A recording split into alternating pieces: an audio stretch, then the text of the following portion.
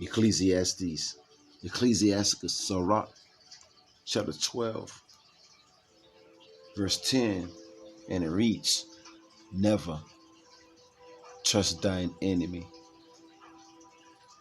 for like his iron rusteth, so is his wickedness.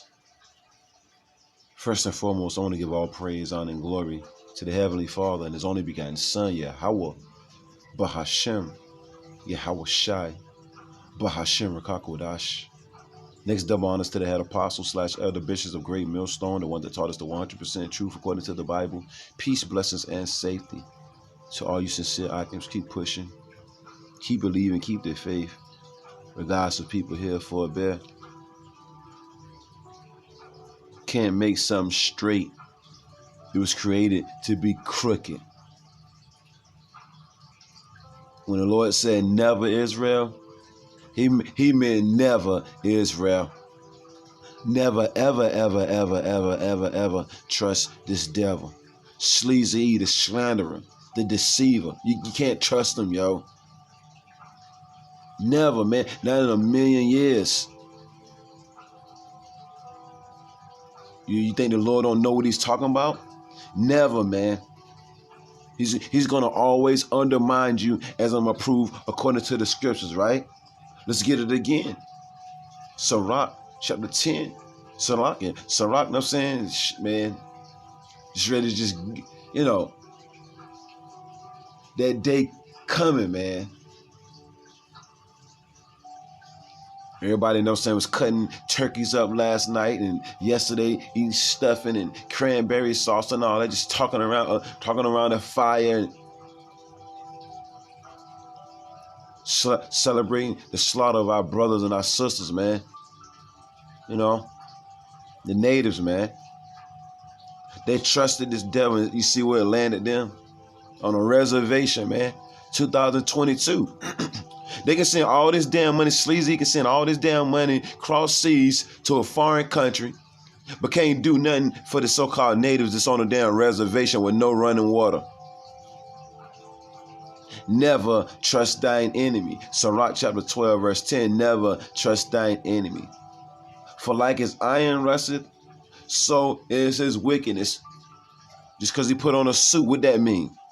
Just because he shaved his beard, what that mean? Just because he put some mousse in his hair and slick it back to the back, what that mean, Israel? The scriptures say never trust him. For like his iron rusteth, so is his wickedness, man. You see? Never trust him. Let's get 13. Who would pity a charmer that is bitten with a serpent? You go around playing with that snake you want to. You keep playing with that snake you want to, Israel. Who's going to pity a charmer? A charmer is a person that blows the flute and the snake comes out the basket.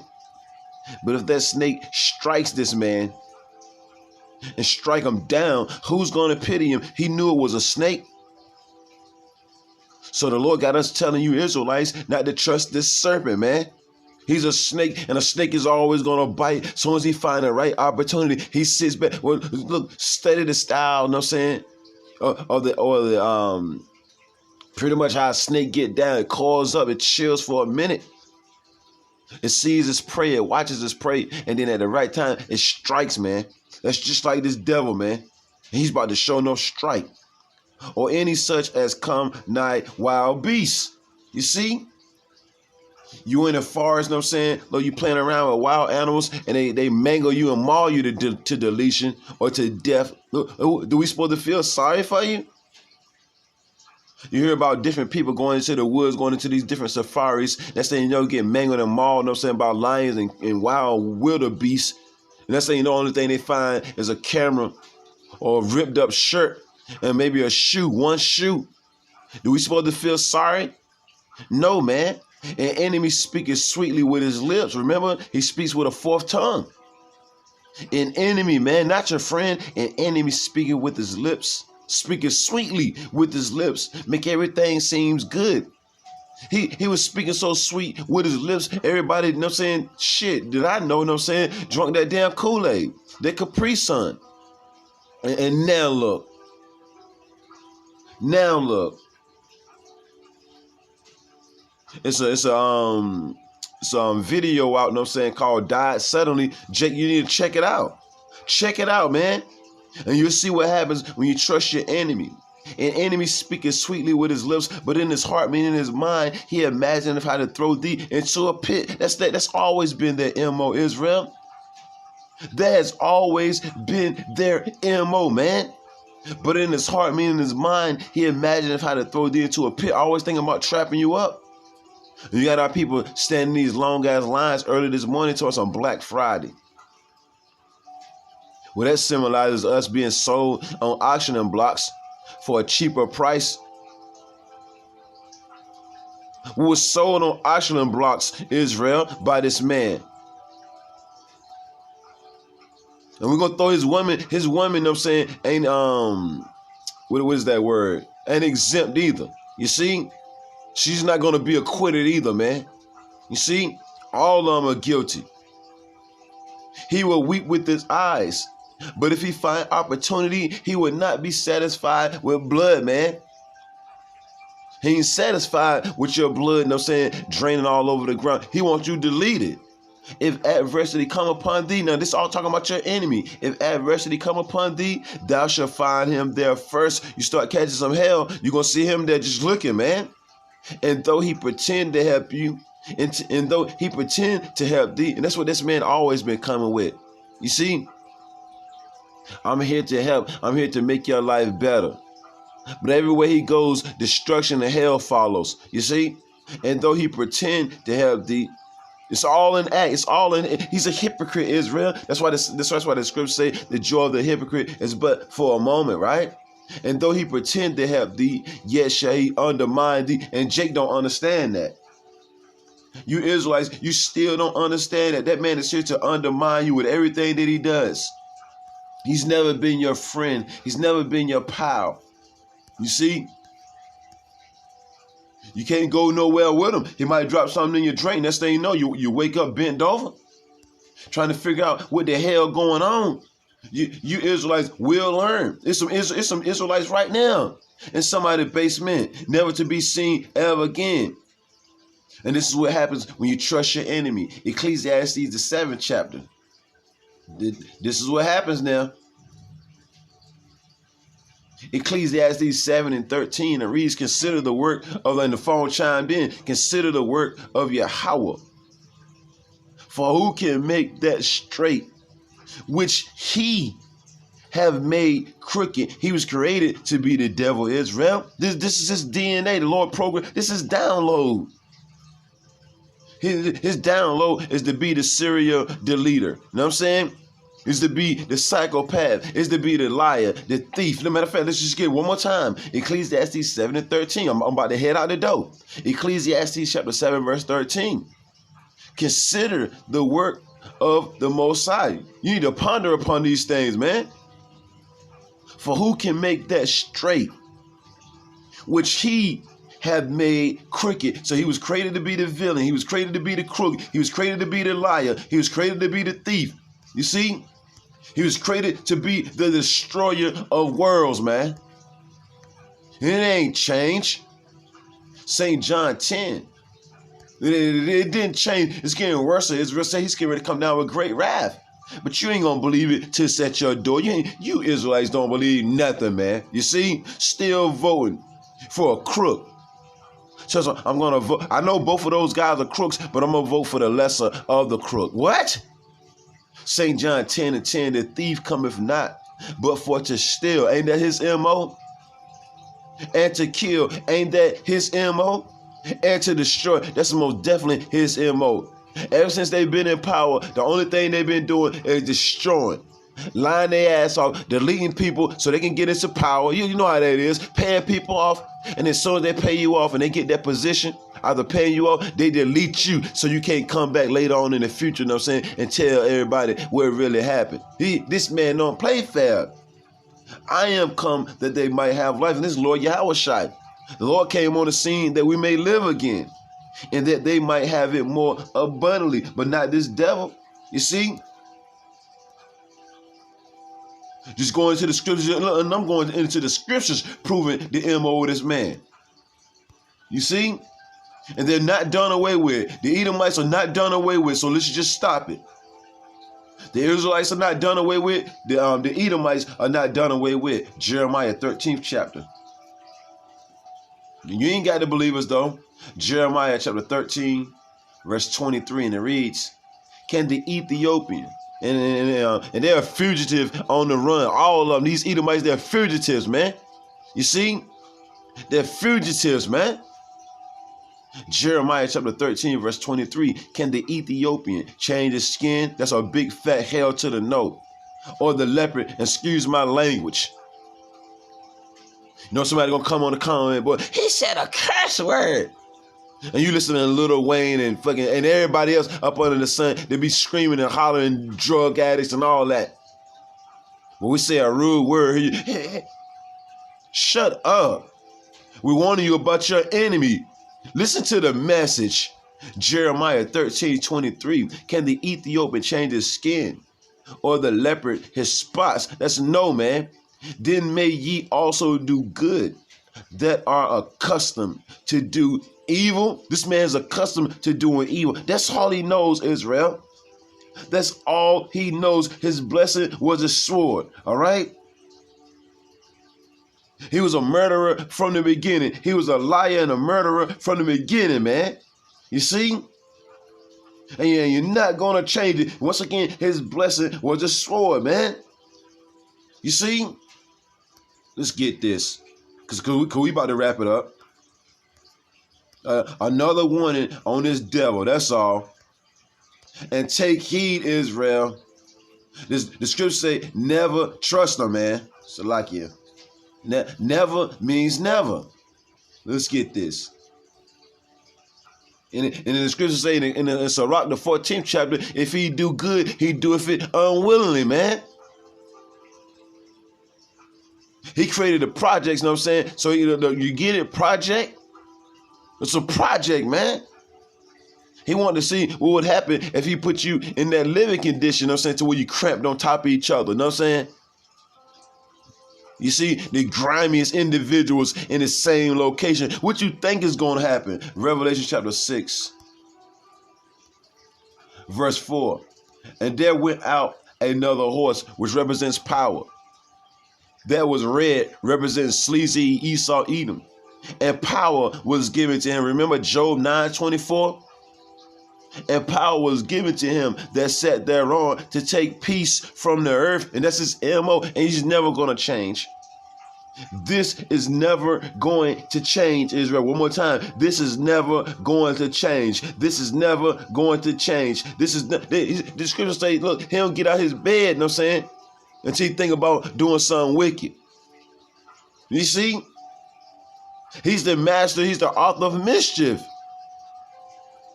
"And power was given to him that sat thereon to take peace from the earth," man. Look at the earth. Proverbs 29:2. Gonna throw that in there too. Yeah, we're gonna throw it in there again. He was given power to take peace from the earth, and that they should kill one another. Is that not going on at an alarming rate? And you still trying to figure out why? Why is all this happening? Because the wicked is ruling the earth, man. You see? A fugitive is ruling the earth, man. A criminal, a crook, a thief, a robber, a liar is ruling the earth, man. A psychopath, a serial deleter, man, is ruling the earth. But we're the crazy ones, though, right? And anytime we say anything about it, they throw their puppet leaders out there. You know what I'm saying? They condemn what we're saying. Saying that we're the problem. You see? Get them off the internet. They're the problem. Get them off the street. They try to sick their bulldogs, their pit bulls on us, right? Meaning these other Israelites, right? Mainly that N-dub, right? He was given power to take peace from the earth, and that they should kill one another, and there was given unto him a great sword. That's sleazy, man. You see? Your possessors slay you and hold themselves not guilty. Let's get that. You see? Your possessors they slay you and hold themselves not guilty. We're going to get that right quick, Lord willing. This is Zechariah 11. Let's get that right quick. We'll just throw that in there. Zechariah chapter 11, verse 5. Let's get that. Zechariah chapter 11, verse 5, and it reads, whose possessors, we're being possessed right about now, right? Whose possessors slay them. Oh, are we not being slayed? Are not the so-called Negroes, Latinos, and Native Americans being slayed? Whose possessors slay them and hold themselves not guilty. Is that not true? They slayers, they look, they held themselves not guilty. They got their, look, the judges and every damn thing, the whole court system is favorite to them. This is their system. They get off scot-free every time. And then they so-called prosecute, you know what I'm saying, a couple of them just to make you think everything's fair. And you fall for it. They hold them, say they slay you, man. They kill you, destroy you, and hold themselves not guilty. And they that sell them say, you remember they sold us on auction blocks? You forgot that, right? Henceforth, Black Friday, right? Today, right? And they say, blessed be the Lord. They're going right back to Lamentations. They was glad when the Lord took our power away from us, man, and gave us over to their hands. For I am rich, and their own shepherds pity them not. Going back to what I said about their puppet leaders, man. The Jakes, man. The Negroes, Latins, and Native American Indians, man. The coons, man. You see? The Sambos. They don't pity what's happening to our people. They getting a fat check. So they don't care, man. What happens to you, Israel? This is man MO, man. He's never gonna change. Let's get one more and I'm gone. I got to roll out. You hear brothers talking about it each and every day on everybody's job. You know what I'm saying? You got to do more than that because they laying off all kind of people. So the ones that ain't laid off, you're going to have to pick up the load. And if you don't like it, you know what I'm saying, they hit the door. If you don't like it, just hit the door. They got you doing the work of 5 different people. And if you don't like it, just hit the damn door, man. Psalms 55. And we start at 20. Psalm chapter 55, verse 20. He had put forth his hands against such as be at peace with him. What did he do to the natives, man? The so-called Native American Indians, man. Our Hispanic brothers, man. What did he do, man? They showed them how to plant crops. They showed them how to make it through the winter. You see? Gave them blankets and all that, man. Kept them warm, took them in.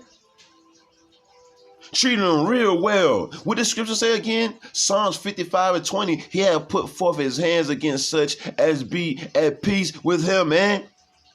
Soon as our Gadite brothers, know what I'm saying, our Reubenite brothers and our Issacharite brothers went out, know what I'm saying, to go hunt for food or whatever, this devil circled back around and slaughtered many families, thousands of families, man.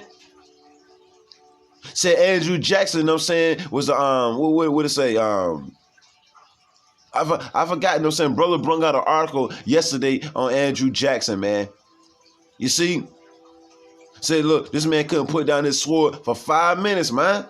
He slaughtered thousands of Israelite families over here, man. They was at peace with him. Just showed him nothing but love, man. He had broken his covenant, those treaties, man, those agreements, man, that he made. Never trust thine enemy. The words of his mouth were smoother than butter. Yeah, he speaks with a fourth tongue. But war was in his heart, in his mind. His words were softer than oil, yet were they drawing swords. And said this man can't leave the crib without thinking of doing something ruthless. You see? He wake up upon his bed, you know what I'm saying? They think about doing something, look, and they practice it because it's given into their hand because they got the power right about now, man. And brothers can throw that up on the comment board. You see? He's a destroyer of the earth, Israel. And as a matter of fact, I do got one more. I got one more, and I'm going after this. Still in the book of Psalms. Psalms chapter 140. Let's get this last one. Yahweh Bashem Yahushua is on his way though. Psalms 140 and 1 to the chief musician, a psalm of David, King David, right? Deliver me, O Yahweh, who you even call God, right? From the evil man. Evil man. This is an evil man. You see? He's always thinking about doing mischief. Always, man. He's the father of it. It tells you that in the Apocrypha. Deliver me, O Lord Yahweh, through his only begotten son, Yahweh Shai, who they even call Jesus, from the evil man.